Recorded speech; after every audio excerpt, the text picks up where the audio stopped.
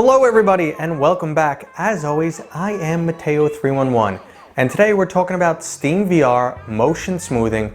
What is it? How does it work? And should you be using it? There will be timestamps in the description if you want to jump around to any specific part of this video. So if any point in this video you find the information useful, maybe consider giving it a thumbs up, subscribing. If you have questions, leave them in the comments, I will answer them. So first off, what is SteamVR motion smoothing? Well, this is a software method to create extra frames for when your GPU just can't keep up with the workload. To give you an example, if your valve index is set to 120 Hertz, it is trying to produce a frame every 8.3 milliseconds. So your GPU is trying to produce one frame every 8.3 milliseconds. And if it cannot keep up with the workload, Steam's motion smoothing will kick in so that you are getting a consistent 120 frames on the LCD screen. It is still refreshing with new frames. However, your GPU will not be making those 120 frames. Some of them, in this case with motion smoothing, half of them will be faked. Now you may be familiar with motion smoothing technology from things like TVs. However, it's not quite the same, and SteamVR's motion smoothing is more advanced. With motion interpolation, every TV has a different name, Motion Plus, I think, for Samsung. Again, this is the creation of artificial frames in between. Now, if you're thinking about that and you're saying, wow, I know that technology, it's horrible, I would never do that to myself. Well, just know this is very different for VR. All footage for TVs is filmed in 24 frames per second. That is a very low number. And then when they want to fill a gap of 24 to 120, that's when these artifacts are extreme. And you have what's known as the soap opera effect. You may be familiar with it. Motion interpolation can make every TV show look like it's filmed on crappy low-budget cameras, aka a soap opera.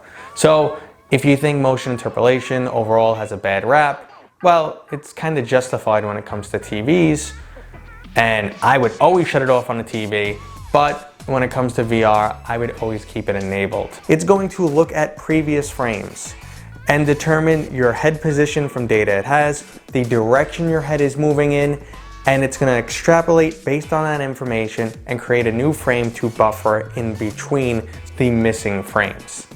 Now this is very important in VR because an inconsistent frame rate may lead to things like motion sickness.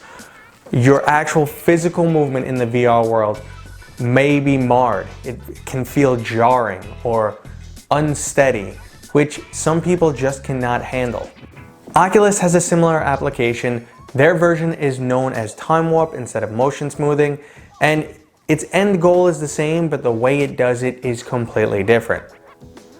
SteamVR motion smoothing is going to drop your frame rate in half. So if your machine is trying to produce 120 frames and it cannot keep up, it's going to drop it to 60, and every other frame is going to be faked, so you get 120 frames per second. The load on your GPU will significantly drop because it's not trying to do 120 anymore. It's saying, that's not possible, let's give up, let's just do 60. Now Timewarp, instead of chopping your frames in half, it's going to try and just fill the gap. So if you are playing a game, your Oculus headset is running at 90 or 80 Hertz, and something happens in the game, a major explosion, and all of a sudden your FPS tanks. Timewarp is going to say, okay, we're not producing 80 or 90 frames per second anymore. We've dropped down to 61. Oh no, I need to create 19 frames, or I need to create 29 frames to fill in that gap. So it is a variable rate at which it will create new frames. This works very well in some situations. The pros and cons, and there are pros and cons on both sides, Timewarp versus motion smoothing. Motion smoothing works consistently over an extended period of time. So it is a more consistent result. Both of them come with artifacts and other issues. Timewarp is good for shorter intervals. So a game runs pretty steady, but there are these moments where there's tons of particle effects and you take one quick hit and you bounce back. That's when it kicks in and that's when it works the best possible. And again, both of these technologies are intended to keep the actual motion, your physical motion, fluid, because if you have a jarring effect or a lack of frames in the headset, like I said, it leads to things like motion sickness. So this sounds like a silver bullet, fix all the problems, but it's obviously not. This is just one method of helping problems we know exist. One thing it does fix is it allows lower end hardware to make VR playable. Now, it's not ideal to be running motion smoothing all the time. And that's actually where this conversation started from. People ask me why I have motion smoothing enabled with a 2080 Ti and a 9900K. I shouldn't need to use it. Now, in my scenario, I have it turned on, which I will go into later, but it almost never kicks in. Now, I've put together some footage which should show an example of what actually happens with motion smoothing on and motion smoothing off. This may appear a little exaggerated. The method I captured it is to accentuate how this actually looks. And you're gonna see I'm using Moss for my example here, and you'll see me turn motion smoothing on and off, and you'll see the difference in frames per second. You'll see with motion smoothing on, when it turns on, I turned up my super sampling pretty high to get Moss to just be beating my machine up. I just happen to be playing Moss, it's a great game. But, so I set super sampling really high to push my machine a little bit further than it can go to. So motion smoothing kicks in. And you will see my GPU is only producing 60 frames per second. The percentage of utilization on my GPU is not 100%, it's dropping down to like 60, 70%. Overall, the game still looks very fluid, feels very smooth. However, you may see some artifacts with Quill, the character in the game, and this generally happens when you're removing both your head and the character at the same time.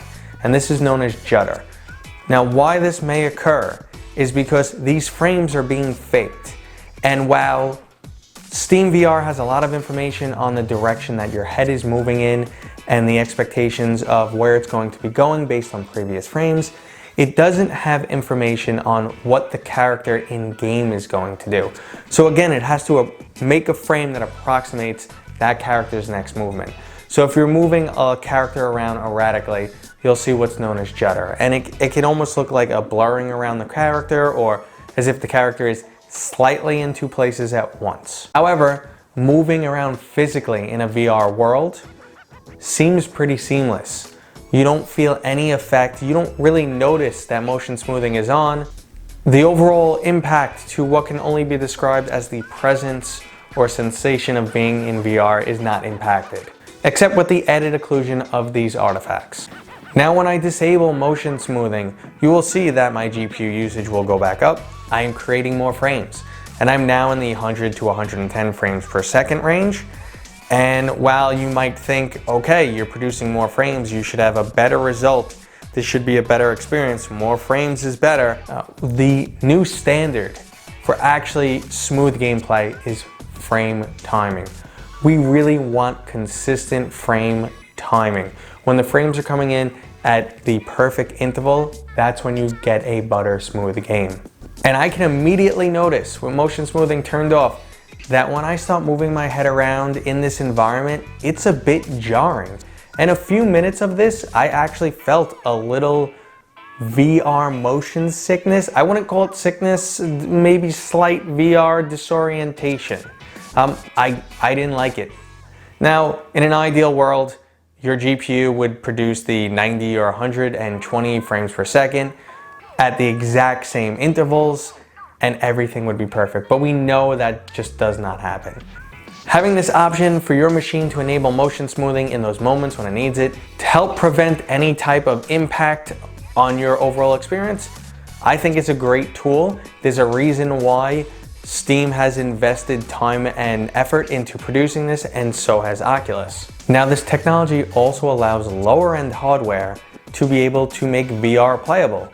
Yes, you really much rather be producing the 80, 90, 120, or 144 frames that you need for the refresh rate on your HMD. That's ideal. But if you don't have that option, you don't have that budget for a $2,000 computer or whatever it may be. This makes lower end VR gaming possible. And with my experience with motion smoothing, I think it is completely playable even if you were playing with motion smoothing enabled the entire time. Now on the opposite end of the spectrum, if you have a very beefy machine, well, this allows you to crank up the graphics, turn up the super sampling, and know that if your FPS takes a hit and tanks, you're not gonna suddenly feel like someone punched you in the gut in the VR world because your head movement is just not being tracked appropriately, and you won't have that VR disorientation. So overall, should you be using motion smoothing? Personally, I keep it enabled for all games at all times, but you might not want to, and here's why. If you happen to be running certain games where there are a lot of moving characters at one time, the overall amount of artifacts that you can see with motion smoothing on may just be a game ruiner, especially if your FPS is dropping significantly lower than what it should be. I've heard scenarios where VR chat runs horrendously, and if you have motion smoothing on, you're just going to be seeing nothing but artifacts. The artifacts get worse, obviously, the lower your FPS goes, because then the system is going to start cutting it in half again and producing so many more fake frames that you're going to get artifacts all over the place, and it will most likely completely ruin the experience. Overall though, this may come down to you and your personal preference. Now this video actually came about from questions I've been receiving on some of my other YouTube videos asking about motion smoothing, and the YouTuber and also Twitch streamer heyguyslol, I'll put a link in the description, you can go check him out. He's a nice guy, he's been leaving me lots of comments, but he had a lot of questions around motion smoothing, and I said, you know what, this is actually a topic for discussion. So let's make a video and let's get it out there. So quick shout out to him, thank you for the idea. But he said, I'm getting much better performance with SteamVR motion smoothing turned off, and I want better performance. Personally, you may be producing more frames, but overall I feel like the experience is highly impacted, and I think you're better off tweaking your settings so that you get a steady frame rate and motion smoothing turns on rarely, if ever, and you might want to adjust this on a game-by-game basis. Now, I use, and you saw in this video, FPS VR. This allows you to adjust your settings on the fly, and that's what I recommend you do. It's going to allow you to see your actual stats of what's going on in the game, how many frames you're producing, is motion smoothing turned on. This is going to give you a little idea, so you know, like, you may be able to feel a difference, you may not. Some people are way more susceptible to this than others, and you could go and turn off motion smoothing whenever you want and see how that impacts the game. That's what I think the ideal situation is, to just go buy the super cheap program and turn it on and off, or just experiment and go through your settings and say, this game I want this setting, this game I want this. But my overall recommendation is just to tweak your games on a game-by-game basis and get that consistent frame rate you want. And there might be momentary scenarios where the FPS drops, and I would let motion smoothing kick that up so you don't feel that jarring effect in VR. That is my personal opinion. I hope this video helped you guys. And as always guys, I hope you enjoyed this video. I will see you on next time.